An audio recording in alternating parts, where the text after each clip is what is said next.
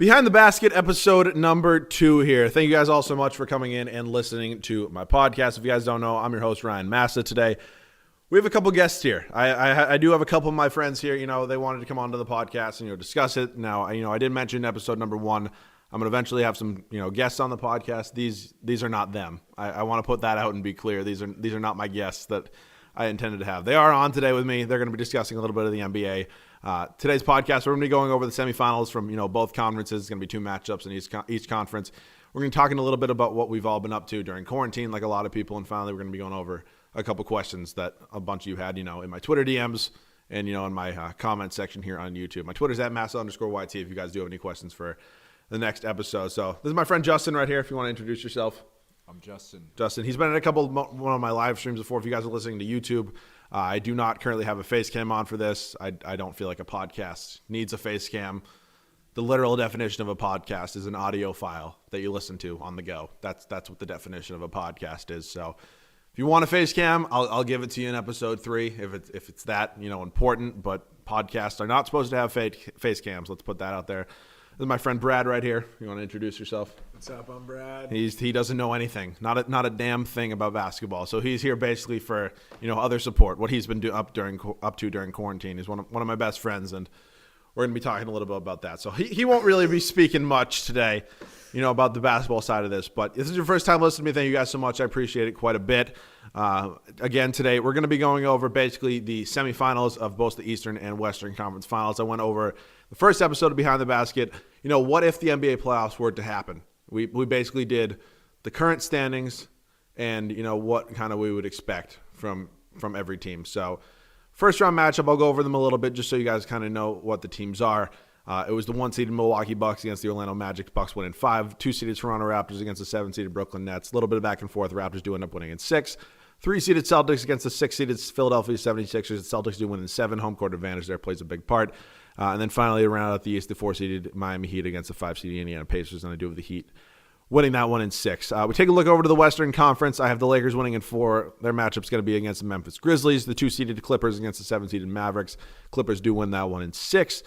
3-seeded Denver Nuggets against the 6-seeded Houston Rockets, and I do have the Rockets pulling the upset in this one in 7. And finally, the 4-seeded Utah Jazz against the 5-seeded Oklahoma City Thunder, and I do have the Thunder winning in 7. So once again, we went over basically in the last episode the biggest surprise from each conference. If you guys want to really know about that one, you can go ahead and listen to episode 1. And then the next round matchup is going to be the Milwaukee Bucks, the Miami Heat, Toronto Raptors, and the Boston Celtics. And then we move on to the West, the Lakers and the Thunder, and the Clippers and the Houston Rockets. So we're basically going to be going over that today, who I think is going to win each matchup, kind of some key players for each series, some key questions to each series, kind of how every series is going to play out. So I don't go totally in-depth in this one. That's going to be more towards the next episode, when I get into the Eastern and Western Conference Finals, and finally then into the NBA Finals there in episode 4 of Behind the Basket. So let's just hop into it, I guess. We're going to take a look here at the Eastern Conference first. The first series here is going to be the 1-seeded Milwaukee Bucks against the 4-seeded Miami Heat. And again, I'm here with my friend Justin. He's going to be, kind of keying in a little bit on this one, but I'll go over some key players first. Giannis Antetokounmpo, 30 points a game, 13.5 rebounds, 6 assists per game. Jimmy Butler, 20 points, 6.5 rebounds, 6 assists per game. So it's going to be basically the key players are going to be the same thing as before for the first round matchup. Those are really not going to change. It's basically the best player from each team. Just kind of like you need them to play at an extremely high level if they do want, any potential chance of winning the series. So I'm going to go into some key questions now for the this first round series for the Bucks and the Heat. My first question is here: can Miami limit Giannis's ability to score the basketball? Now I thought about this one for a long time. Kind of why did I come up with this question? And the majority of it was basically like Giannis is kind of like the player that he's a power forward. He's as tall as a power forward. He plays like a point guard and he dunks the basketball like a center. If you can limit that scoring, you're in a really good spot to, go ahead and pull off the upset. If you can't, it's going to be over in 4 games. That's just kind of how I put it. Jimmy Butler, obviously one of the best two-way players in the NBA, has had a really good season for the Miami Heat after, didn't work out exactly in Minnesota. I don't really think a lot of people expected that one to work out. They were on a totally different timeline there with Karl Anthony Towns, Andrew Wiggins when he was still in Minnesota, and that one just straight up never worked out. Moved over to Philadelphia, where again, if you look at that lineup on paper, it looks really good. Yeah, Ben Simmons, Jimmy Butler, Joel Embiid, and it looks really good. That was last year. It just didn't work out. It sucks, but it didn't work out. In my opinion, I thought that team was going to win the East, and I thought they were going to be facing the Warriors in the NBA Finals. It obviously didn't happen as the Raptors, went on to win the NBA Finals. But that team was really good, both defensively and offensively. They looked super good. It didn't end up happening, obviously.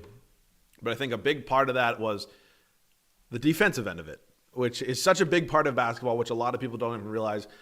So many people today, the critics of the world, I might say, that like to criticize a bunch of NBA players that say, basically, can this guy be the guy that goes ahead and wins the series for this team? And obviously in this first round matchup here, it's Giannis and Jimmy Butler. I don't think it takes a lot to look at that. We move on to the second question here. It's going to be, can Miami's young core get the potential upset? That's just like such a young thing for me. Like, it's such a weird thing because you look at a young core like the Miami Heat and you just straight up, you're like, This has future potential. You don't know, if Jimmy Butler is going to be the guy that's going to, pull off an upset against like guys like Giannis Antetokounmpo, Chris Middleton, Brook Lopez, guys like that, which is such a complete team, have had so much playoff experience. And finally, Giannis is broken out as a top 2, top 3 player in the league for me. And I don't really think there's much debate about that. He's my MVP. I'm not going to get into that much now. It's not really a podcast topic today. My ultimate answer to this one was overall Giannis ends up being too much for the Miami's young core and isn't enough. Bucks win in 6. Justin, if you want to give your little opinion on that one today, let me know what you think about that first round matchup right there. Well, I mean, obviously the pick is the Bucks, 100%. Agreed. But the young players on Miami can surprise people. You know what I mean? Like you got Bam, you got Kendrick Nunn. Like, it doesn't matter matchups, anything. Obviously, you're gonna look at it from like a traditional standpoint where it's Giannis is going to beat everyone. But young players, you look at the Celtics when Kyrie and Gordon Hayward went down. You got young players, Terry Rozier, Marcus Smart, playing against far better teams on paper than them. Young people can surprise people. You know what I mean? I'm still picking the Bucks, but you never know with the Heat. And again, that's one of those teams where you never know. And again, I wholeheartedly agree with that statement. I think Kendrick Nunn is going to, surprise a lot of people. He obviously already has at the start of this year when seemingly came out of nowhere. Like, it's just like, oh, Kendrick Nunn showed up. And they currently have a 33, 34-year-old starting point guard in Goran Dragic that, again, is, in my opinion, really not a quality starting point guard in today's NBA. Bam Adebayo has, come from a guy who was like, okay, maybe this guy can be a really solid role player and eventually maybe get into the starting lineup. Seemingly, he's probably the most improved player in the 2019-2020 NBA season, which, again, kind of crazy to say, kind of came out of nowhere. But he's improved in so many aspects, which is just so cool, but like so unexpected in another level. So I got a question for you. Let's have it. If you're Eric Spoelstra, who are you putting on Giannis? Bam? See, I've been thinking about that one a lot. You see, for me, it's between Jimmy Butler and Bam Adebayo. Because, like, Jimmy Butler obviously has the speed. He's one of the better two-way players in the league. But he's not tall enough. Jimmy Butler's, what, 6'8", maybe? No chance Jimmy Butler does anything. Like, there's just no chance. He's a great player. He's an unbelievable player, which is like, yes, typically you would want one of the best two-way players in the league. And Jimmy Butler's not Kawhi Leonard. Let me put that out there. The fact that Kawhi Leonard and the Toronto Raptors ended up beating the Milwaukee Bucks in 7 games. Obviously, Kawhi Leonard hit one of the most crucial shots in NBA history to send the Toronto Raptors, to the Eastern Conference Finals last year. Or no, that was to win the Eastern Conference Finals. Yeah, against the Bucks. That was to win the Eastern Conference. That was against the Sixers. That was against the Sixers. To win the Eastern Conference semifinals, to go ahead and face the Bucks. Kawhi Leonard is one of the best two-way players in the league. That kind of goes without being said. Jimmy Butler is not Kawhi Leonard. That should be a clear and not even controversial point right there. And then you look at Bam Adebayo, who could also potentially cover Giannis Antetokounmpo. Like, what in the hell? Who's taking Brook Lopez? And it's like, who is covering the center spot? Which, like, I don't know. Is Kelly Olynyk doing that? Like, it's just, I don't know. And Brook Lopez, obviously one of the better three-point shooters in the NBA, which is crazy to say as he is a center. But he is, which, again, is absolutely mind-blowing to me that, like, a center in today's NBA is one of the better three-point shooters in the league. But I'm not going to sit here and tell you he's not, because he absolutely is. But my opinion, the Miami Heat don't have anybody to really cover Giannis Antetokounmpo. And that's not saying that, like, many teams do, because they don't. Like, it's just a fact. Like, Kawhi Leonard and maybe LeBron James or Anthony Davis is kind of like as close as it's going to get. And, again, those are, like, 3 of the top other players in the league besides Giannis. But, like, Who on the Miami Heat is covering Giannis? I just think he's going to kind of expose the Miami Heat in the series. I think he's going to kind of take over, do what Giannis Antetokounmpo does. And again, as I already mentioned, I have the Bucks winning in 6. So if you want to give kind of your thoughts on that one a little bit. I got nothing against that. I honestly maybe pick the Bucks in 5, maybe 4. Like, they don't have enough to stop the Bucks. Yeah, I wholeheartedly agree with that. So I love the Heat. I love the Heat. They're going to be sick in the next couple of years. Again, I agree with that because Jimmy Butler is by far not on the backside of his potential career. Like I think he's again in his prime right now. He's, as I mentioned, one of the better two-way players in this league.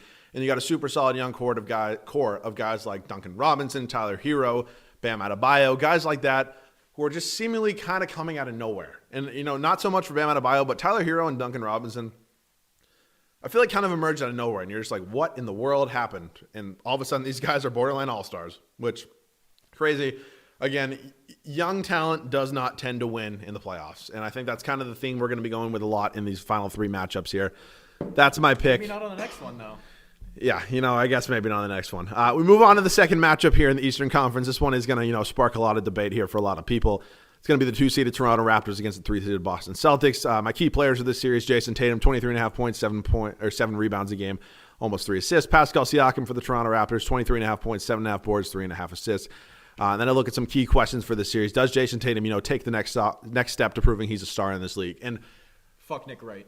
Yeah, I guess fuck Nick Wright. Yeah, no, nobody likes Nick Wright. It's just, he sucks. Like, Nick Wright sucks. I don't think anybody disagrees with that. Well, no matter what team you're a fan of, any sport, to be honest, Nick Wright he's terrible. He's just. Thank you. He's terrible, and he just straight up has gotten exposed so many times. He just doesn't know what he's doing. But we're going to take an in-depth look at this series now. Jason Tatum, to me right now, is one of the future stars of this league. And I took a look at Jason Tatum as soon as the Celtics drafted him. When the Celtics had the number 1 overall pick, and they traded out to the Philadelphia 76ers, I was basically as mad as can be. I looked at that and I go, Isaiah Thomas is, again, because he was on the team at the time, I looked at him, he was the future point guard. He's going to be the guy going forward that's potentially going to lead your team to a championship. And oh my God, could I have not been more wrong. I thought this team was going to come in eventually. I assumed they were going to trade Isaiah Thomas or potentially let him walk in free agency if you couldn't find a good trade. Markelle Fultz was going to come in here. And I compared him to Russell Westbrook and Damian Lillard. That was, again, one of the worst takes of all time. I don't know what you thought about that one there, Justin. But I was like 50-50 on Fultz. But at the same time, I didn't in terms of when I was looking at that draft, I didn't really like anyone. Like I love Lonzo Ball as a man. I'm a huge Triple B's gang. Stuff like that. 100%. I have a Triple B sweatshirt. But Lonzo Ball as a player, I just didn't really feel it. So if I were the drafter, just based off of interest, I would have picked Lonzo Ball because I thought it would have been fun. But like Fultz, Lonzo, Tatum, all 3 of them, they didn't strike me as stars. But boy, have I been proven wrong by Tatum.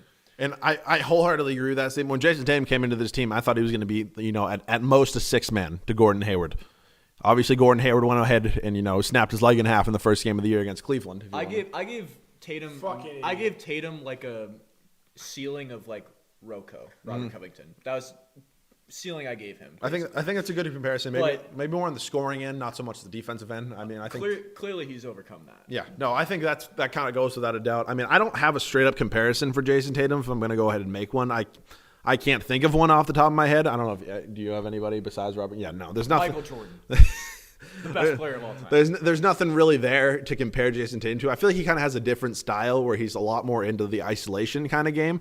But I think this series specifically for Jason Tatum, if the Celtics do pull this one off, I think Jason Tatum immediately proves he's a star in this league. I think he does that, and I don't think there's really much questioning that. I mean, you're taking on the defending NBA champions. Now, given they did lose Kawhi Leonard, which is not like, oh, whoops, they lost Kawhi Leonard. They didn't just lose a role player. Like, they lost Kawhi Leonard, which is like, what in the world are you going to do when you lose Kawhi Leonard, who was your finals MVP last year, probably one of the best players in the league? That kind of goes without saying. And he's all of a sudden heading to the LA Clippers to team up with Paul George. And you're like, oh, well, fuck. If I'm being totally honest with you right now, I think I had the Raptors pegged anywhere between a 5 and a 7 seed. Maybe it might have even been up to an 8 seed before we started predicting this season. I did not think Pascal Siakam was going to quite take that step. He proved himself a lot in the NBA Finals, but he was still a second option. I did not think he was going to take the option or the step to, become a first option on the Toronto Raptors and legitimately consider them as the best team in the Eastern Conference. And, That's my opinion on that. And then my second, question here, or key question for the series is, will the Raptors prove they don't need Kawhi to be the best team in the East? And as I mentioned, I just talked about that a little bit right there. But Pascal Siakam taking the unbelievable, absolute next step to becoming a franchise player for that team. Kyle Lowry seemingly comes out of nowhere when you need him the most. Like, just becomes an unbelievable second option. Like, the days of DeMar DeRozan and Kyle Lowry in Toronto. Kawhi Lowry, yeah, no, I know. The days of DeMar DeRozan and Kyle Lowry in Toronto are over. Those days of, making it to the Eastern Conference semifinals and everybody thinking you have a chance, and then having LeBron, kick you in the balls and average 36 points a series and just end up blowing you out in 5 or 6 games, or somehow making it to the Eastern Conference Finals, then LeBron once again kicks you in the fucking nuts, and you straight up just don't have any chance again against beating LeBron, which is fair because not a lot of people have a chance of beating LeBron James here. So we get into this series right now. I want to talk about the current series, obviously not the past. LeBron hasn't been on the Cleveland Cavaliers or in the Eastern Conference in quite a few years. My prediction for this one, and again, we're going to talk about this one for a little while, it's going to be a hard-fought back-and-forth series, and ultimately home court advantage ends up giving the Raptors an edge. Toronto wins in 7. Now, my pick is for a couple reasons. I personally don't think the Celtics' young core walks into Toronto in Game 7 and just unbelievably balls out. No, I just don't think that happens. That's just... Again, I look at a guy like Kemba Walker, who they signed last offseason. Obviously, they have their fair share of issues with Kyrie Irving, which, again, I'm not going to get into right now. It's not really the podcast topic right now. But, what in the world are you expecting right here? How many times has Kemba Walker been in the playoffs? I don't know. I don't think it's probably maybe more than zero. Maybe 0. I don't think it's even more than 2. And I don't think he's ever won a matchup, a first-round matchup. Never mind that. And I get it. Jason Tatum and Jaylen Brown kind of have taken over as the 1 and 2 options on this Celtics team. And nobody really expected that going into this season. Everybody thought Kemba was going to be the 1, Tatum 2, maybe Jaylen Brown the 3, possibly even Gordon Hayward on a bounce-back year as that 3. But I know the experience is kind of, building up. That's my thing right there. Jason Tatum is getting those years. Jaylen Brown obviously has 1 more year over Jason Tatum in, experience. I don't think that a veteran like Kyle Lowry, who seemingly turns it on every time, a playoff matchup comes about, and then Pascal Siakam, who has emerged as an absolute stud, are going to let them win. That's such a debate. And this was, again, out of all 4 matchups here in the first round, that was my hardest one to ultimately predict. Justin, if you want to give your thoughts on this one a little bit, I'd be happy to, let's hear you out. I just think the Celtics are too deep to lose to the Raptors. Name a Raptors bench player right now. Name one. Exactly. Fred VanVleet. Fred VanVleet, Marcus Smart matchup. Who wins that? Fred VanVleet dribbling the ball up past half court. Who wins that? Marcus Smart stealing that 6 out of 10 times. I also look at that, but who's covering Pascal Siakam? The Giannis stopper, Semi Ojeleye, obviously. That's one of those things that it's you can plug him in there and you can see what happens. But no, the thing about Siakam is that he's great. I love Siakam. He's one of my favorite players in the NBA. Mm-hmm. He's more stoppable than certain players in the NBA. It's easier to figure out Siakam than, even though I hate LeBron, it's easier to figure out Siakam than LeBron. Yeah, it's easier to figure out Siakam than Giannis. Mm-hmm. It's easier to figure out Siakam than Kawhi, maybe even Paul George. Siakam's big. He can finish under the basket, but Brad Stevens is one of the best defensive coaches in the NBA. Yeah, easily. And I'm not saying that as a biased fan. I'm just saying it directly. There's ways you can stop Siakam in ways that you can't stop Giannis or LeBron.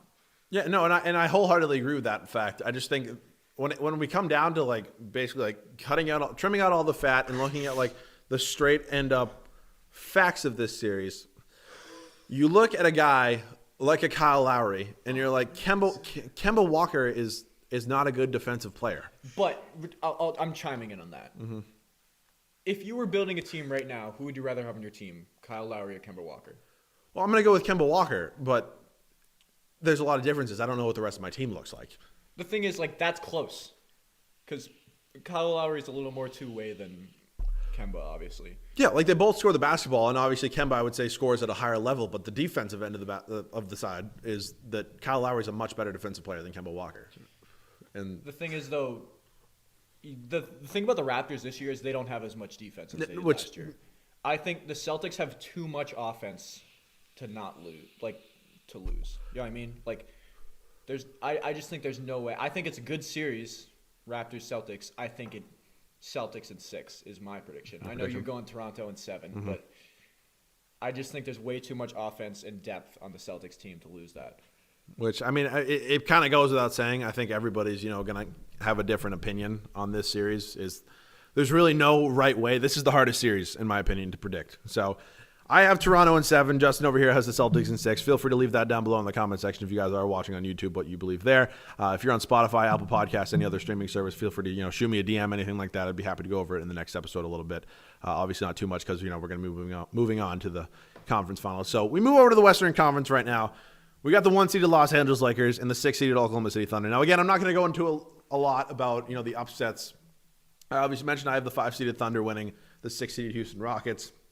You guys want to know why I picked them? Feel free to listen to the last podcast. I totally went over it as in depth as I could. Key players for this series: LeBron James, almost 26 points, 8 boards, 10.5 assists, total MVP season. Again, not my MVP. I think something also that needs to be said is the most valuable player is not the best player in the league. It's the most valuable player. And it's such a straight-up definition that so many people are just like breezing right by it. The most valuable player. That's what the MVP stands for. But do you think LeBron is the most valuable player? No, I don't. I don't look at that. I look at that like this. Is because if you take LeBron James off the Los Angeles Lakers and you take Giannis Antetokounmpo, basically the two front runners for the MVP award, if you look at LeBron off the Lakers, that's Anthony Davis still on that team. I think Anthony Davis is the most valuable player on the Lakers. That's a hot take. We can maybe get into it some other. I look at LeBron last year. He did the same. Pretty much the same thing. No Lonzo Ball or Brandon Ingram. Maybe even better. Remove Anthony Davis. If he had this talent this year, he'd probably be in a very similar situation as he was last year. I wholeheartedly agree with that. I mean, I don't think much changed on that. Maybe you don't have a shooter on the bench like Danny Green.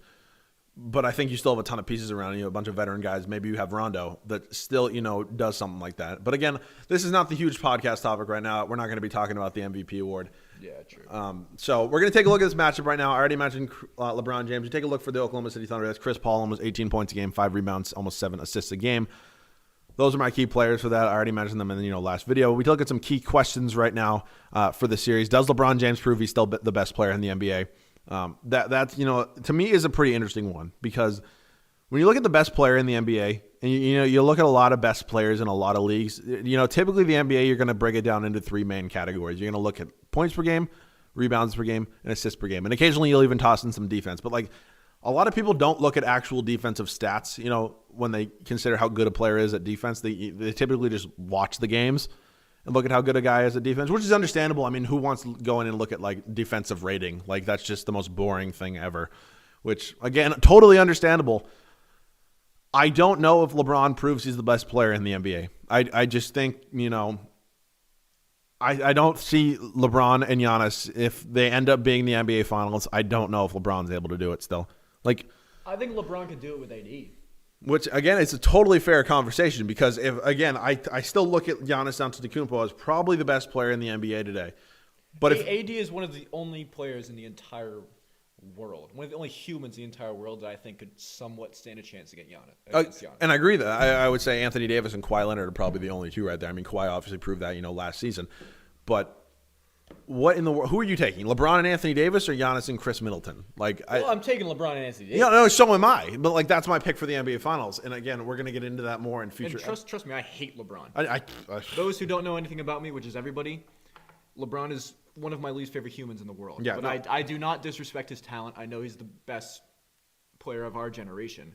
There's no chance that Anthony Davis and LeBron lose to Giannis and Chris Middleton. No, I just don't see that either. I don't think Chris Middleton's going to come in and compete with Anthony Davis. I just don't see that at all. And again, I know they're not, matching up per se, but they're both number 2 options. We're about to get thrown on freezing cold takes for this. when the Bucks sweep the Lakers in the finals. Giannis is about to pull some ridiculous shit off, averaging 38 points a game, 15 boards, and 8 assists, and we're going to be on freezing cold takes, which is probably going to happen. But we can, look into that later. We look here at the second question. Key question for this series is, can the Thunder pull off the upset and silence the critics? Now, we look at the Oklahoma City Thunder as a team going into this year that obviously moved on from Paul George. That trade kind of seemingly, in my opinion, came out of nowhere. I mean, we all obviously knew the Kawhi Leonard rumors. He was either probably going to go to the Lakers or Clippers. My pick the whole time was Los Angeles Clippers, and I also agreed that he was probably going to get a second star there. Whether that have been that maybe they even traded Russell Westbrook with him to the Los Angeles Clippers, and you just looked at a better a better total core there. I know I can't even imagine that, but ultimately Paul George ended up requesting a trade, saying I'm going to go ahead and play with Kawhi Leonard. It's going to kind of happen. And to be honest, that kind of didn't kind of came out of nowhere. Like I specifically remember going to bed one night and waking up the next morning and Paul George and Kawhi Leonard were both members of the Clippers. Like, I don't remember, rumors for days on days. I feel like that just kind of happened. Yeah. And that's, something that obviously... That's rare. Yeah, it's totally rare because in today's world with all the social media and stuff like that, you look at a guy like Shams, you look at a guy like... Shams? I think it was Shams. Whatever the hell his name is. Oh, Jesus. Adrian Wojnarowski. And those rumors tend to break days before. I would say at least 2 days before, and then you tend to, get more into the rumors. And that kind of came out of nowhere, which, give it to them. They probably talked a lot about it in that offseason as soon as the Toronto Raptors, won the finals. I don't think anybody was doubting the fact that Kawhi Leonard, when he got traded from the San Antonio Spurs, did not want to be in Toronto. That really wasn't a big, a crazy take right there. Kawhi Leonard did not want to be a Toronto Raptor. But he made the most of it. He did. He had a good time. He absolutely made the most of it. You see him in that finals parade? Yeah, I absolutely did. Loving it. And again, he is the best player in the history of the Toronto Raptors. He's not so. He's, that's a podcast topic for another time. He's the best player in history. He's not the greatest. There's a big difference there. All right, that's a podcast topic for another time. The best and the greatest. That's a different Carter thing right there. Has entered the chat. I would take greatest Toronto Raptors player at all time. It's probably, I would say, it's between three guys in my opinion. It's probably between Vince Carter, Chris Bosh, and no, I would actually Chris Bosh too. I would give it a Kyle Lowry actually over T-Mac. That's what I would do. All right, I guess T-Mac Rockets. Yeah, T-Mac more on the Rockets or Magic right there, but he's the best. Sure. He's the best. He's the main guy. Main guys, and again, obviously the supporting cast was different for all these, greatest players that I'm quoting in Toronto Raptors history. But I still look at Kawhi Leonard as being the best because he was the guy that came into Toronto, didn't want to be there at all, and ended up winning that team a championship. Now, it wasn't solely. He had obviously Pascal Siakam, Kyle Lowry, Danny Green, Marc Gasol, guys like that around him, but he did it. He was the guy who did it. And again, I'm trying not to get crazy off topic here because, again, the whole question here is can the Thunder pull off the upsetting sounds? Rockets. No, the Thunder. The Thunder. Can the Thunder pull off? How did we? I don't know how we got here. How did we get here? See, I've already actually. That's the beauty of the podcast. I've actually already recorded this podcast once, and now I'm recording it a second time because I wanted to do it with more than just one person. I thought that was more interesting. But the question of can the Thunder pull off the upset and silence critics? No. The simple answer is not a fucking chance. It's just not going to happen. But the Thunder came into this NBA season, I believe it was below a 3% chance of making the playoffs. It was something along the lines of that. It might have even been 0.3. I don't think it was quite 0.3. I think it was 3% or something like that. Somebody can correct me in the comment section, something like that. They have made the most out of it. Chris Paul has had one of the biggest bounce back seasons in NBA history. He obviously was on a team last year, the Houston Rockets, with with James Harden, and it just didn't work out. And, they obviously made the huge trade, trading for Russell Westbrook, then being the Houston Rockets. And Chris Paul ultimately ended up going to Oklahoma City, and everybody looked at it as, oh, maybe he'll ride out a year and get traded. Oh, maybe he'll ride out a year and just get bought out. Or, oh, maybe he'll get bought out right away. And he'll either, go team up with LeBron and the Los Angeles Lakers.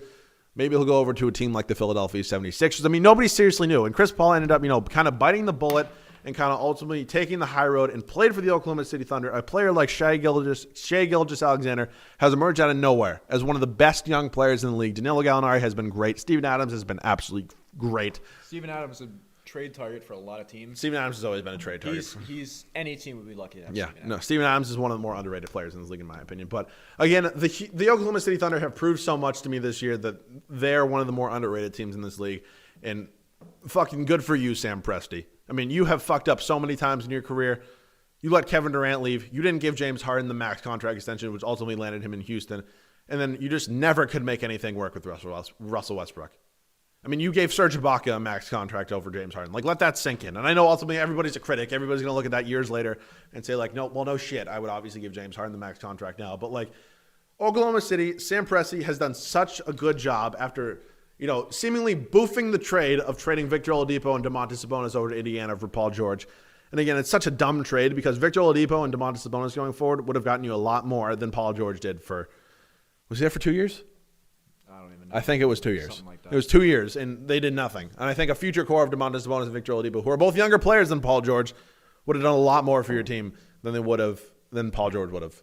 And whether that have been you traded Russell Westbrook earlier, that might have been a thing, but you would have had a lot more assets. And I think Sam Presti, hasn't proved himself as the guy who necessarily makes the smartest moves, but I think he's proved himself as one of the most ballsy GMs in the NBA. And he makes some serious trade risks. I mean, he traded the franchise when he traded Russell Westbrook. And, I looked through Twitter after that trade happened, and everybody was like, oh, my God. All right, we got a top 3 pick next year, us being Oklahoma City. Nobody thought Danilo Gallinari was going to be anything. Nobody thought Russell Westbrook was going to be anything. Or, excuse me, Chris Paul was going to be anything. And they proved him wrong. Any thoughts on that? I'm with you. 100%. Mm-hmm.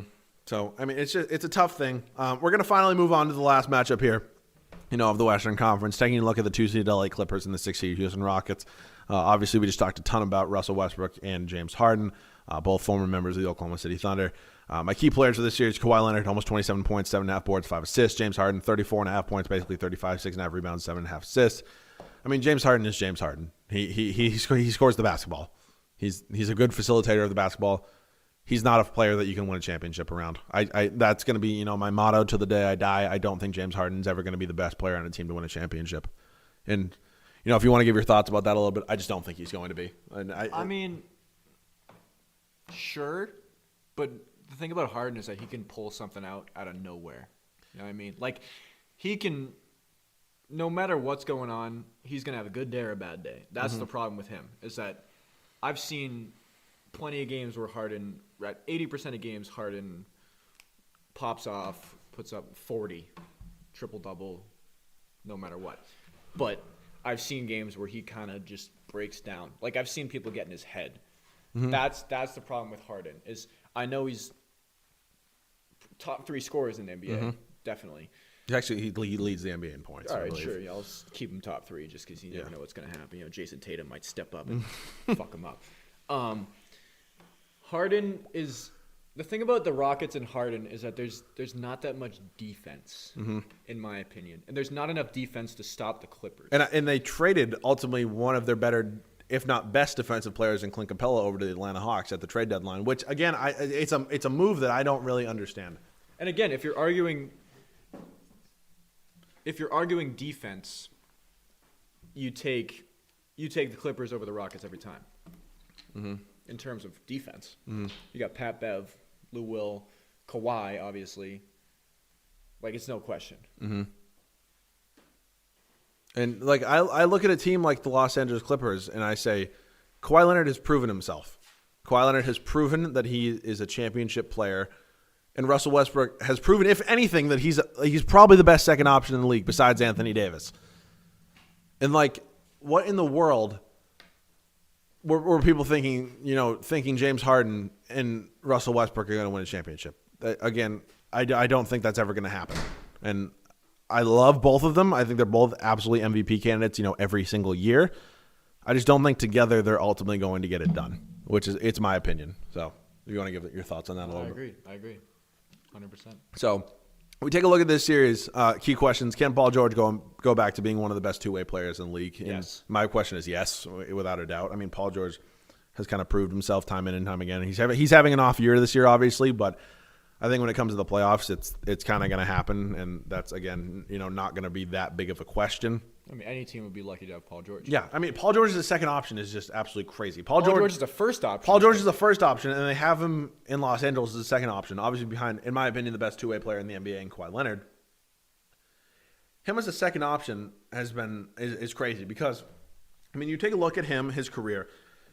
Obviously, started out in Indiana. I guess technically you can say he started out in San Antonio, whatever the hell you want to say. But Paul George got traded, started his career in Indiana, snapped his goddamn leg in half, and came back twice the player he was.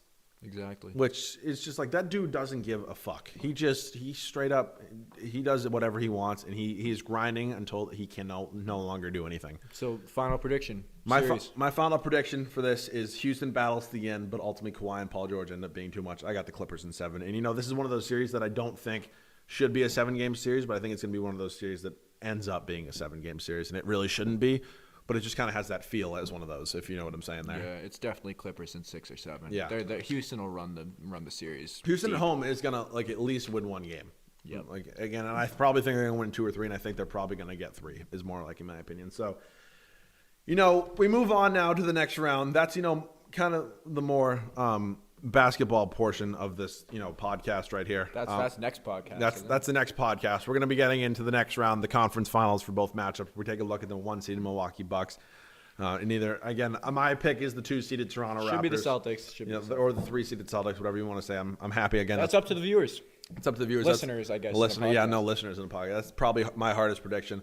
And then I think pretty much everybody wholeheartedly agrees in the West. We look at the 1-seed Los Angeles Lakers and the 2-seed Los Angeles Clippers. That's gonna be sick. Yeah, I mean the Staples Center has never seen a series like that. That would be sick. I legitimately do not think the Staples Center. That would be so fun to watch. Going to see something like that. So.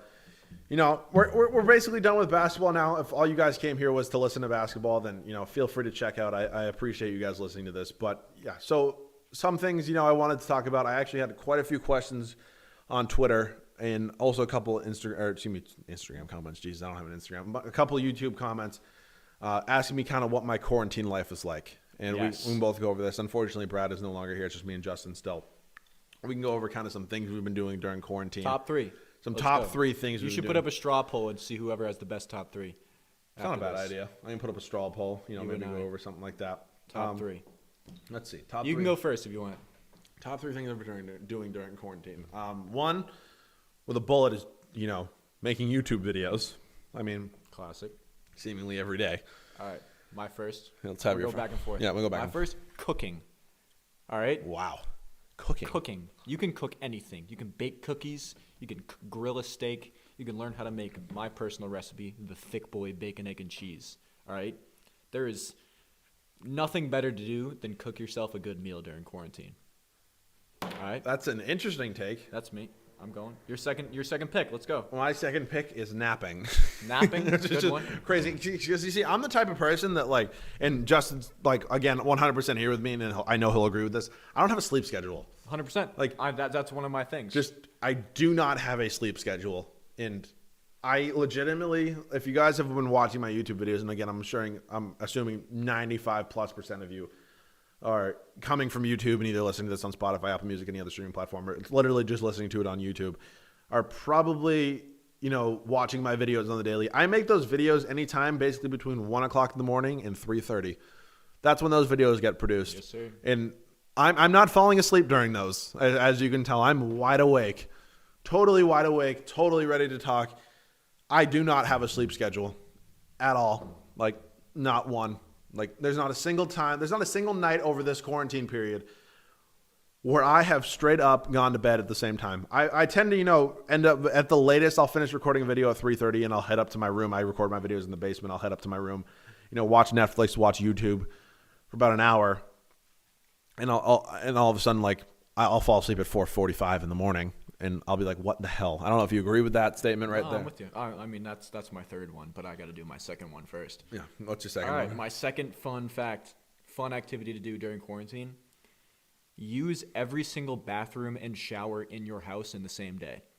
I don't know what size your house is, but if you've got multiple showers, multiple bathrooms, use them all in the same day. Trust me, it sounds stupid. It's a good time. All right? You see, the crazy part about that comment is that the fact that I know he did that. I know he's done that. No, I do it every day. It's so fun. I know you do. You switch showers. It's a whole new world. I have enough trouble showering once a day during quarantine. I don't do anything. Dude, showering is a whole new activity nowadays during quarantine. I shower 2.5 times a day.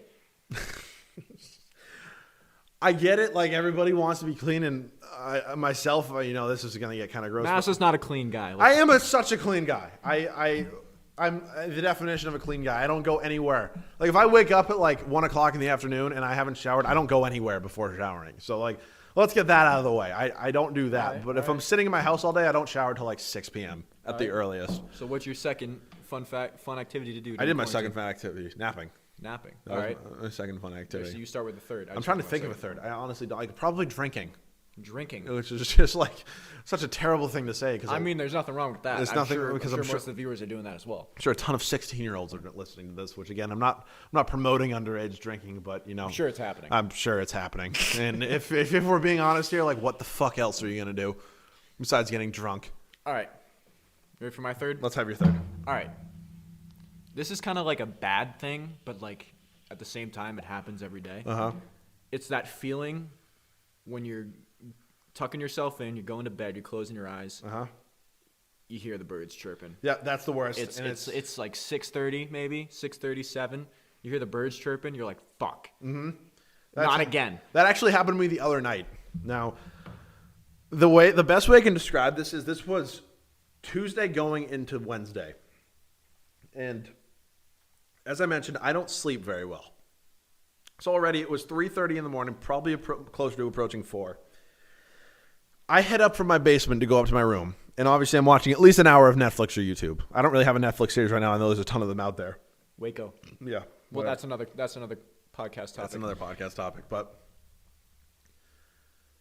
I go up to my room and I'm watching like YouTube and Netflix. I'm just sitting there. Seemingly, I don't have any track of time. My shades are down. I can't see anything out the window. I'm not on my phone because nobody in the world is awake. There's no new tweets coming out. There's no Snapchats, no Instagram posts. There's nothing. And ultimately, I just sit there and I totally lose track of time. And it gets to the point where I hear somebody getting up in my house. I hear somebody like up and moving. I'm like, oh, this person's not going to the bathroom. Like they're just not. Like they're fully awake. And I go over and my phone's on my nightstand, or my nightstand desk, and I pick it up and I'm like, oh, it's 5:03 in the morning. And I'm like, holy fucking shit. Like I have not been up this late in a while. Like typically it's between 4 and 5 a.m. that I go to bed, typically closer to 4:30. It was my goddamn mother getting ready to go to work. My mom's a nurse. She gets up to go to work at like 5 a.m. Good. Everybody, round of applause for you. Yeah, like seriously, like huge round of applause right there. Like frontline workers, frontline worker battling the coronavirus. 100%. But and I'm sitting there and I'm like, oh my god, it's 5 o'clock in the morning, and I'm like, what the fuck am I doing right now? Like I don't need to be up for anything on Wednesday. I don't have class till 6:30 p.m. And I'm like, why the hell am I still awake right now? And it's one of the worst feelings in the world, and I know Justin here can touch on this a little bit, is the fact that when you're still up so late at night that you hear somebody else waking up to start their day. It's bad. That's like the worst feeling in the world. It hurts. You're like, oh my God. Like, I'm like this now. This is my life. But it's also just kind of like everyone's life, you know? Yeah, it honestly is, and I'm sure a lot of you are in agreement with that. I'm sure not a lot of you go to bed at the normal time you did, before this whole quarantine and social distancing stuff started like that. But I ended up, long story short, I ended up staying up. Like I opened my shade and I could see the sun starting to partially rise. It's like 5:15 in the morning. The sun like officially rises at like 4:40 or 5:45, like 5:50 that day. I ended up going to this place. It's kind of like a long road into it's like a half beach, I guess you would call it. It's not it's not a full beach. I mean, we have a full beach in this town. I know, subtle fucking flex. Yeah, I have a beach in my town, but like, congrats. Yeah, I know, congrats. It's fucking huge, but it's not a full beach. It's like a half beach. The full beach is just straight up fucking closed right now because all the fucking morons in this town would go, hang out at the beach all day and, spread COVID-19, which is the last thing we need in this world. Feeling each other and shit. Laying on a fucking blanket looking at the fucking clouds moving all over the place. But so I went to this beach, like this like half beach, like a lot of, like I full on, I got in my car. It's like 5:15 in the morning, fully like going over my life choices. And I'm like, what in the world am I doing right now? And so this happened and I'm like, oh Jesus, like, am I really doing this right now? So I drive to this beach. It's like a 5 to 10 minute ride from my house. I pull up there, fully expecting to be the only person in the world there. There's like 4 fucking cars there. Yep. This isn't a parking. There's probably like 10 spots. There's like maybe 10 spots at that beach. It's like it's not a really popular thing, but like there's like 4 or 5 other people there. And I look over. There's a woman, 1 parking spot over. Like there's a space next to me, and then there's 1 parking spot over, and there's a full ass 65-year-old woman sitting there, taking pictures of the sunrise. And I was like, is this a thing people do? Do people come to the sunrise every morning? Like, I don't know if that's an old thing. That's a thing. I get it, fully embrace. Like, old people don't, sleep in. Old people at the latest probably sleep till 8 o'clock in the morning, which is fair because, like, what else are you doing? Because you go to bed at 8:30. But, like, I saw this 65-year-old woman. I saw this like middle-aged couple, like probably hadn't had kids yet, probably closer to the end of the 20s, maybe early 30s. They're sitting there walking their dog. It's 5:50 in the morning. Then just this dude taking photographs, which again, it was a beautiful sunrise, so I don't blame him on that one. There's another old dude there. Like, what in the world is going on right now? It happens. Who goes to the beach this early? So that was my experience. Ended up driving home. I got some Dunkin' Donuts because, why the hell not? And, ended up getting home and, passed the fuck out. So that was that. All right, so I have my honorable mention for things to learn during quarantine. All right, go over that. You can talk for a little. I actually have to pee. My thing.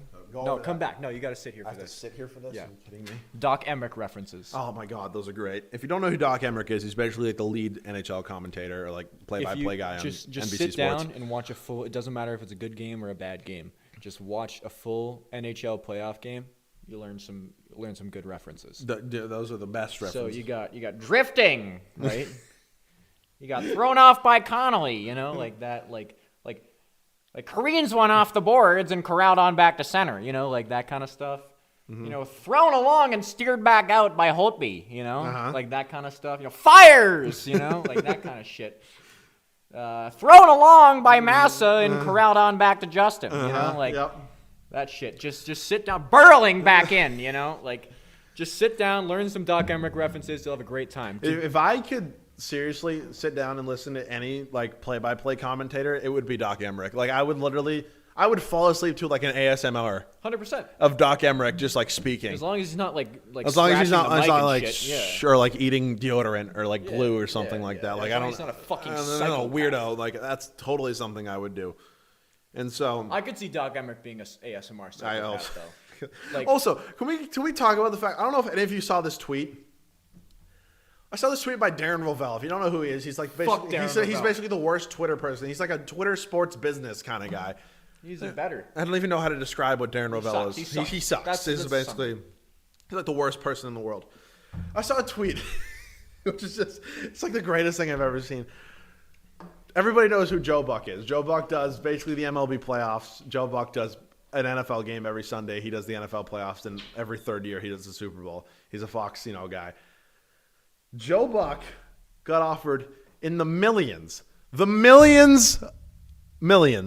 dollars to do a play-by-play of a porno. I saw that. Which is just like fucking nuts. Like he has that good of a voice that you were going to give this motherfucker to do a play-by-play of a porno for people that, one, either don't want to listen to the sound, or two, people that are deaf that are watching porn. Which is like, even if you have Joe Buck, the deaf people can't hear it. So like, what are you doing?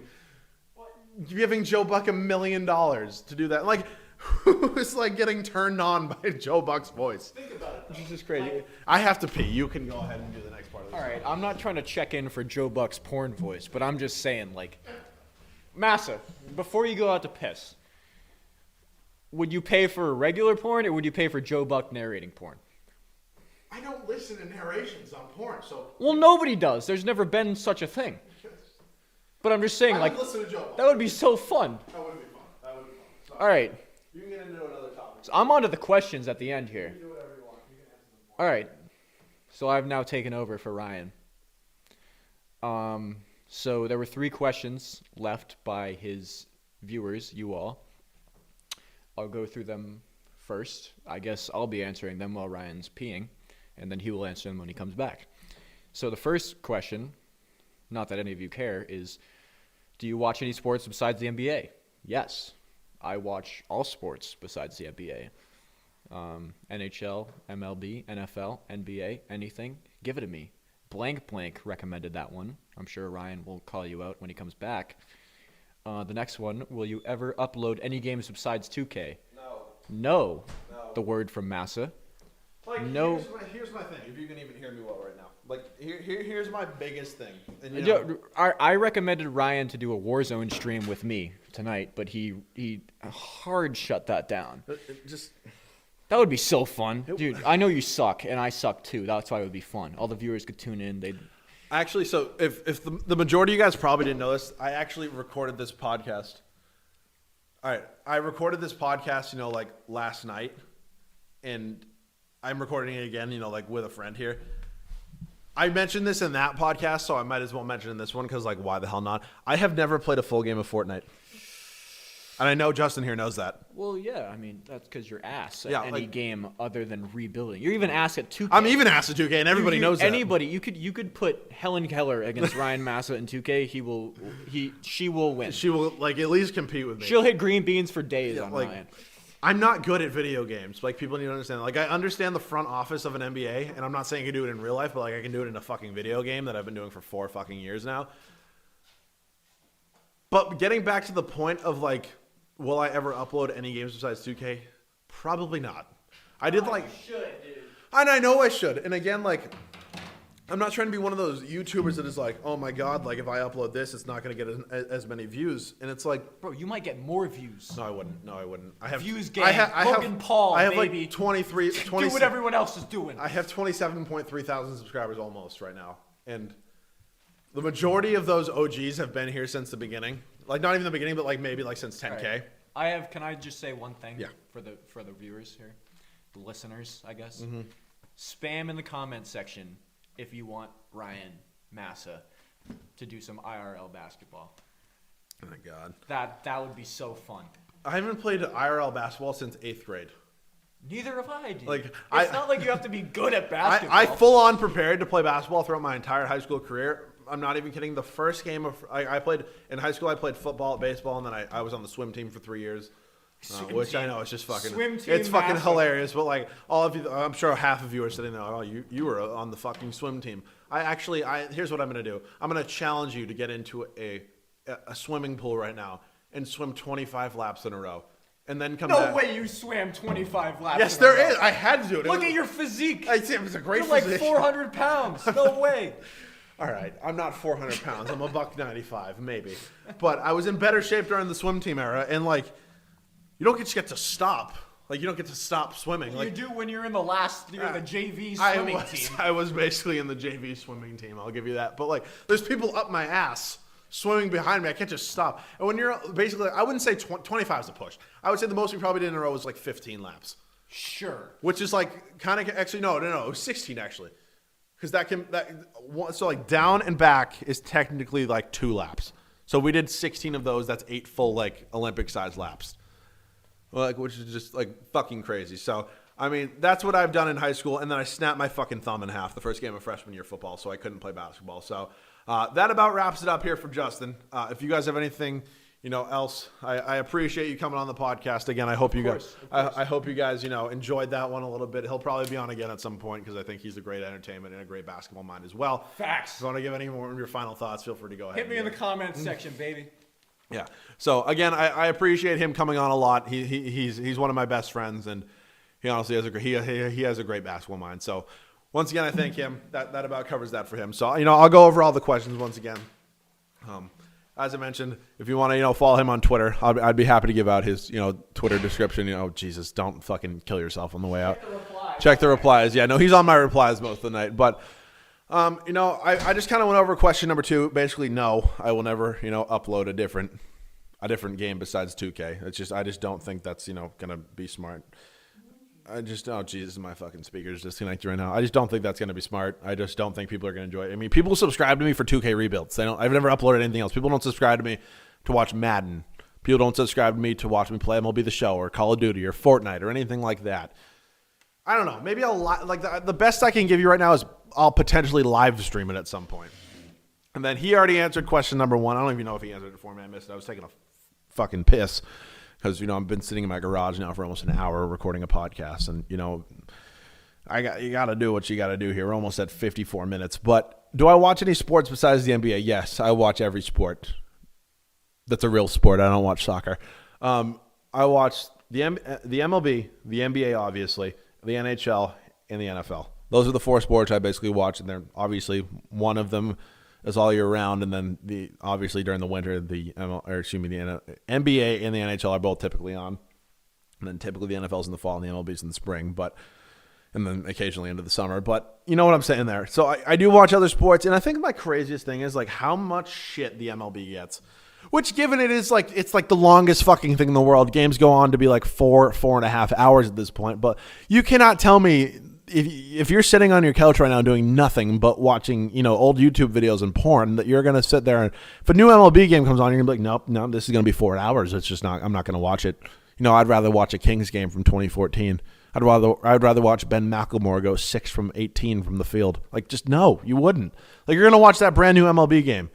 And again, I'm sure a lot of you hate the MLB like a lot of people in this world, and you only tune in during the playoffs. And again, I don't watch every single game. Again, I'm a diehard New England sports fan. I watch every single New England sport: Red Sox, Patriots, Celtics, Bruins. Like, all those, they're my favorites. I'm born in New England. I'm obviously, going to be a huge fan of that. But, like, if you seriously are that, like, cynical that you think you can't watch baseball right now, like, that's absolutely nuts. So, yes, I do watch other sports, besides the NBA. Kind of give you that answer. And then my future plans for YouTube, this is going to be the final thing we go over before, this podcast comes to an end. My future plans for YouTube are, kind of up in the air right now. I would say, like, without a doubt, probably I'm going to continue doing it for a long time. Like, I don't plan on stopping YouTube. I don't plan on it, at the moment being a full-time job, because I just straight up don't have enough viewers, subscribers for it to be a full-time job. And I'll say this to you guys pretty much every day of the week. I don't do YouTube for the money. I've never done that. I never came into this, thinking that I'm going to do it for the money. But I mean, if it's going to be a full-time career, I kind of, have to, embrace the money. It's kind of, something you have to do. And I'm not at that point where I can definitely do that yet. I mean, obviously in the next 2 years, I'm a sophomore in college right now, finishing up my sophomore year, about to be a junior. I can potentially, maybe make it so I earn enough money. But at the time being, no, it'll never be a full-time career. I don't plan, even if I do have a full-time job, like a full 9 to 5, I don't plan on stopping doing it. Like, I legitimately enjoy making YouTube videos, and I don't think stopping it because I have a 9 to 5 job is going to be, the best thing to do. So I plan on continuing it. If it ends up, for some reason not, completing it, not continuing it, I'm obviously going to give you guys that update. I'm not just going to go ahead and stop it for no reason. Like, that's just unbelievable. But yeah, that's kind of my plan for now. Eventually if it works out and I hit a lot of subscribers, I'd be happy to, continue it into the future.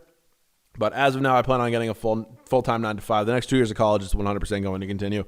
And then, potentially continue doing YouTube after, I get my, real job. So again, I thank you guys so much. It means a lot to me that you guys take your time out of your day to listen to this podcast. Again, I hope you're all staying really safe during this, terrible time this world is in, and it sucks. And obviously, a lot of parts of the world are a lot worse than others. So if you're in one of those, good parts where the economy and the world is kind of open and backing up around you, I mean, I beg of you, please just stay safe. Just because the world opens back up doesn't mean you can, go do whatever you want. That's just not smart. So I mean, stay safe. Again, I appreciate all of you. I solely appreciate all of you that listened this far. All of you that are, super fans of my YouTube videos and stuff like that. And it does mean a ton to me. Again, I don't know how far YouTube will take me in my life, but hopefully it takes me somewhere someday. So that about does it for me. I hope you all stay safe. I hope you all are enjoying your weekend. This should come out on Saturday, midday, afternoon, something like that. But that about covers it for me. So episode 3, basically, if you'll run down the next episode, we're going to be going over those matchups. I kind of went over a little bit earlier. It's going to be the 1-seeded Milwaukee Bucks and the 2-seeded Toronto Raptors, and the 1-seeded LA Lakers and the 2-seeded LA Clippers. So we'll be getting, again, a little more in-depth per video because, again, I try to keep them the same amount of length. And then about 2 or 3 episodes, I will actually have a YouTuber coming on as one of my guests, and I'll obviously have a lot of questions for him. So if you guys are looking forward to that, make sure to let me know down below in the comment section if you guys are listening on YouTube. I also want to mention that there will probably only be 2 or 3 more of these episodes, on YouTube before I kind of get into only uploading these on like streaming services for podcasts and not so much, YouTube, because again, a podcast is literally defined as an audio file you listen to on the go. It's not a video. And if you guys really want a video for the final 2 episodes on YouTube, I'd be happy to give it to you. I don't know what'll happen there though. So once again, please stay safe. I appreciate you all so much. I hope you guys did enjoy, episode 2 here of Behind the Basket. I had a fun time recording it here. Hopefully you guys have some fun ideas for me going into episodes in the future. So once again, thank you guys so much for listening. If you guys do not already, please make sure to follow me on Spotify, Apple Music, anything like that. Leave a review if you guys would like to as well. So leave some comments on YouTube.